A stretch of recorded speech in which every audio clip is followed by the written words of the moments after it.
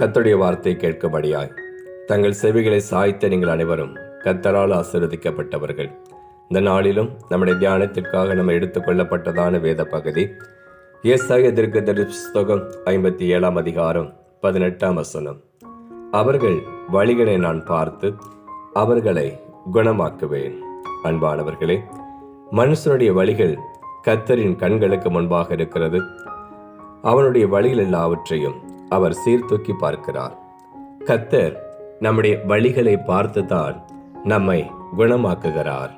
அன்பானவர்களே, கர்த்தர் தம்முடைய ஜனங்களை தமக்காக தெரிந்து கொண்டு அவர்கள் கர்த்தரிடத்தில் அன்பு கூர்ந்து அவருடைய கற்பனைகளை கைக்கொண்டு அவருடைய நியாயமான வழிகளை நடக்க வேண்டும் என்று கர்த்தர் தம்முடைய வழிகளை அவர்களுக்கு கற்பித்திருந்தார்.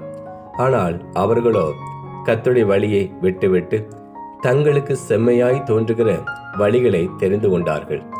அவர்கள் வழியின் நிமித்தம் அவளுக்கு துன்பமும் வேதனைகளும் நேரிட்ட பொழுது தங்கள் வழிகளை சீர்தூக்கி பார்த்து தங்கள் பொல்லாத வழிகளை விட்டு கர்த்தருடைய வழியில் நடக்கும்படியாக அவர்கள் தீர்மானித்தபடினாலே அவர்கள் வழிகளை பார்த்து கர்த்தர் அவர்களை குணமாக்கினார்.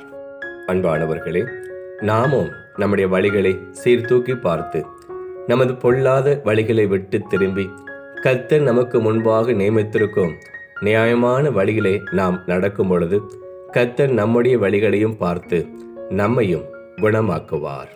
அன்பானவர்களே, கர்த்தர் நம்மையும் தம்முடைய வழியில நடத்தும்படியாக நாம் ஜெபம் செய்வோம். எங்கள் அன்பின் ஆண்டவரே, எங்கள் காலடிகள் வலுவாதபடிக்கு எங்கள் நடைகளை உமது வழிகளில் ஸ்திரப்படுத்தும். இயேசு கிறிஸ்துவின் நாமத்தில் ஜெபிக்கிறோம்.